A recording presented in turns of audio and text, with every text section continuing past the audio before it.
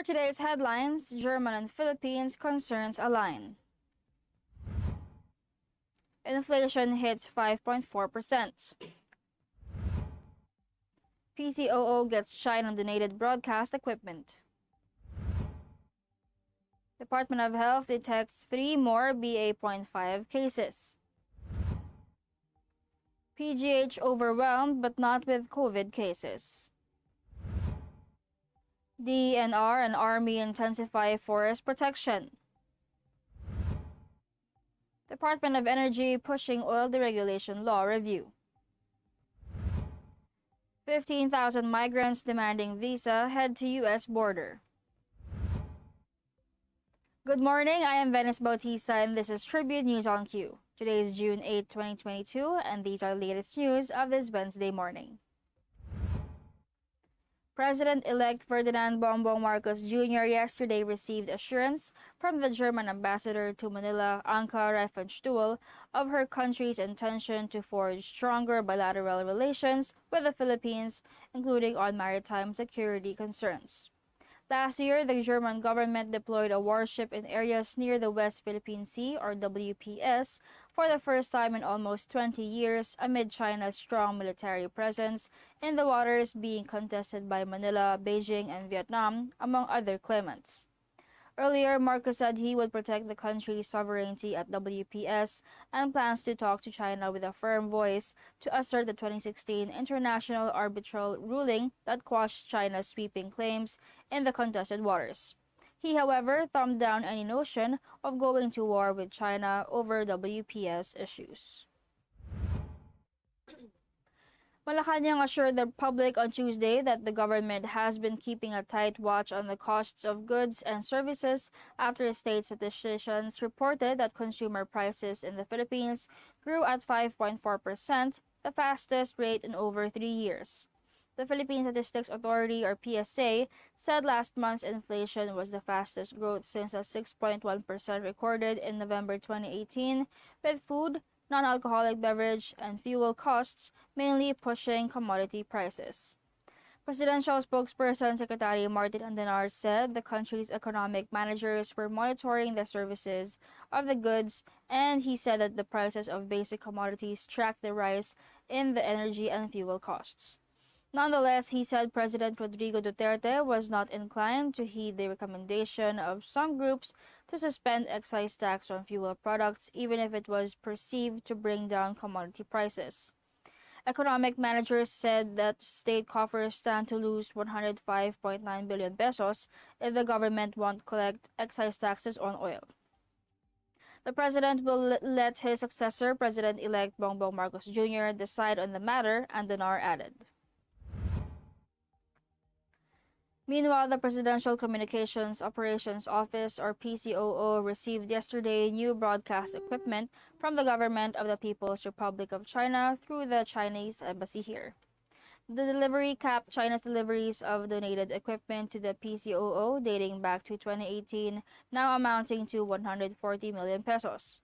PCOO Secretary Martin Andenar thanked Chinese Ambassador Huang Shilian for China's support to the Philippine government in terms of infrastructure, equipment, and COVID-19 response.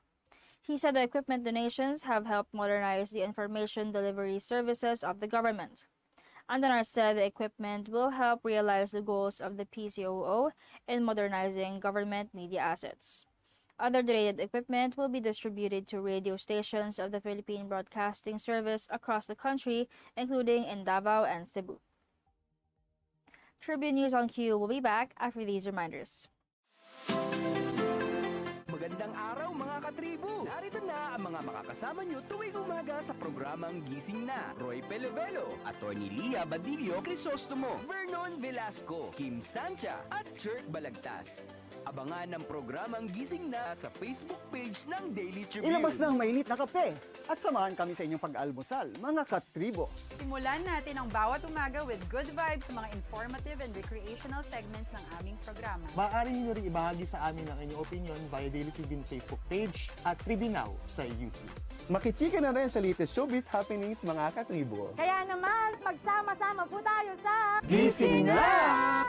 Ang Daily Tribune, may digital shows na din. Dahil sa mas lumalaki at mas lumalakas nating tribu, handog sa inyo ng Daily Tribune ang mga programang magbibigay buhay araw-araw. Be informed at mag-good vibes tuwing umaga sa programang Gising Na. Be updated sa news and happenings sa Tribune News on Q. Mas kilalanin pa natin ang mga paborito nyong atleta sa programang The Athletes Tribune. Alamin ang latest entertainment sa programang What's Up. Ma-inspire sa mga kwentong hatid ng Perfect. Search lang ang Daily Tribune sa inyong Facebook at Tribune Now on YouTube. See you there mga katribu!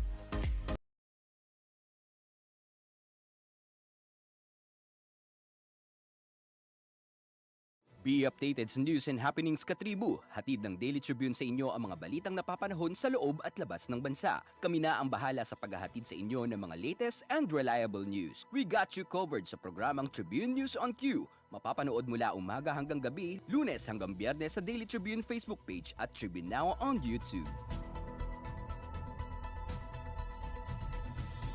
Mapalutong bahay man o sumptuous meal for special occasions, sagot na kayo ng tropang Kalanpag. Dahil atid sa inyo ng Daily Tribune ang fun and exciting cooking show na Kalanpag, manood at matuto kung paano lutuin ang mga favorite nyong recipes. Sabayan pa ng fun and inspiring na kwentuhan sa kusina. I-upgrade na rin natin ang mga nakasanayang traditional dish ng pamilya. Plus, healthy tipid tips na ibabahagi ng tropang Kalanpag. Matuto, mabusog at ma-good vibes dito lang sa Kalanpag. Tuwing Lunes, 10:30 a.m. sa Daily Tribune Facebook page at Tribune Now on YouTube. Mga katribu, tara na't makiisa at matuto sa mga public service programs hatid ng Kalingang Katribu. Tuwing Lunes, nandyan ang usapang business na magbibigay tips at inspirasyon sa mga aspiring entrepreneurs kasama si Vernon Velasco. Tuwing Miyerkules, usapang pangkalusugan naman ang tatalakayin ni Miss Cory Quirino sa Health and Wellness. At tuwing Biyernes naman, kung legal advice ang kailangan mo, sagot ka na ng Legal Diaries kasama si Elmer Navarro Manuel at mga guest lawyers. Lahat ng niya mapapanood tuwing alas 3:30 ng hapon sa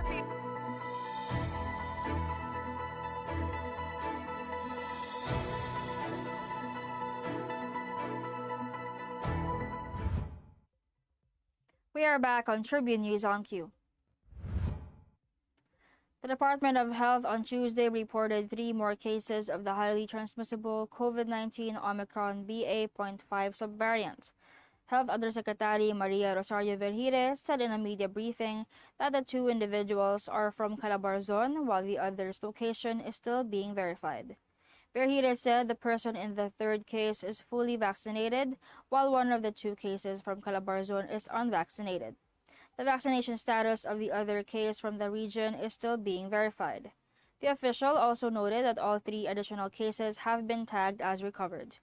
Aside from the detected cases of Omicron BA.5, the Health Department also detected 7 more cases of BA.2.12.1, another subvariant of Omicron. The emergency room of the Philippine General Hospital, the country's largest referral facility for COVID-19, is currently at its 200% overcapacity, however not with COVID-19 cases, its spokesperson said Tuesday. In the Laging Handa public briefing, Dr. Jonas Del Rosario said the hospital has decided to temporarily suspend its elective surgeries due to its overwhelmed emergency room. Del Rosario said the hospital's emergency room is currently attending to 150 patients, more than double of its 70-bed capacity. He noted that most of the patients in the hospital's emergency room are non-COVID patients such as pneumonia, diabetes, heart, lung, and kidney disease, and trauma patients. Due to the influx of patients in the hospital, Del Rosario said the management of the hospital decided to only accept patients with life and limb-threatening emergencies.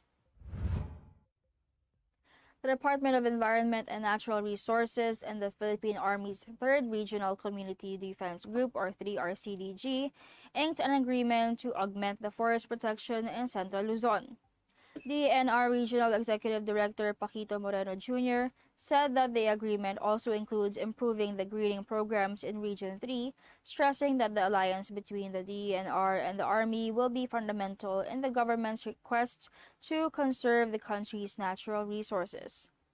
Areas identified by provincial and community offices of the DENR in San Fernando, Pampanga will be planted with endemic species, and the RRU shall be in charge of its maintenance and protection needs. In Central Luzon, forest protection activities have been successfully done in collaboration with the Army and other law enforcement agencies, which has resulted in the apprehension of over 2.5 million pesos worth of suspected illegal forest products and the filing of cases against over 40 individuals allegedly involved in these illegal activities. Tribune News on Q way back. Stay with us. Alamin ang latest entertainment at sa mga paborito nyong celebrities kasama si Pocholo Concepcion sa programang What's Up. Makibanding at kwentuhan kasama ang mga kilalang personalidad sa entertainment industry. Sama-sama natin silang kilalanin at silipin ang makulay nilang mundo every Tuesday at 2 p.m. Kaya sit back and relax lang kayo mga katribu. Hanapin at ilike ang Daily Tribune Facebook page at Tribune Now on YouTube. Dahil non-stop showbiz update ba ang hanap nyo? Sagot na yan ang aming Tribune Extra. Balitang entertainment at lifestyle, mapalocal man o international, meron kami niyan. Manood at makichika na kasama si Kim Sancha, Lunes hanggang Biyernes, alas 5 ng hapon sa Tribune News on Q at separate premiere nito ng alas 7:30 ng gabi. Mapapanood sa Daily Tribune Facebook page at Tribune Now on YouTube. Ang Daily Tribune may digital shows na din. Dahil sa mas lumalaki at mas lumalakas nating tribu, handog sa inyo ng Daily Tribune ang mga programang magbibigay buhay araw-araw. Be informed at mag-good vibes tuwing umaga sa programang Gising Na. Be updated sa news and happenings sa Tribune News on Q. Mas kilalanin pa natin ang mga paborito nyong atleta sa programang The Athletes Tribune. Alamin ang latest entertainment sa programang What's Up. Ma-inspire sa mga kwentong hatid ng Perfect. Search lang ang Daily Tribune sa inyong Facebook at Tribune Now on YouTube. See you there mga katribu! Magandang araw mga katribu! Narito na ang mga makakasama nyo tuwing umaga sa programang Gising Na. Roy Pelevelo, Atty. Lia Badillo Crisostomo, Vernon Velasco, Kim Sancha at Chert Balagtas. Abangan ang programang Gising Na sa Facebook page ng Daily Tribune. Ilabas na ang mainit na kape at samahan kami sa inyong pag-almusal, mga katribo. Simulan natin ang bawat umaga with good...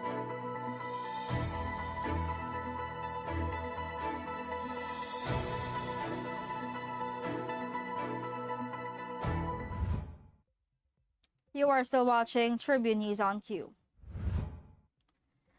The Department of Energy will push for a review of the oil deregulation law when the 19th Congress opens its session, Undersecretary Gerardo Riquiza Jr. said Tuesday during a Laging Handa public briefing.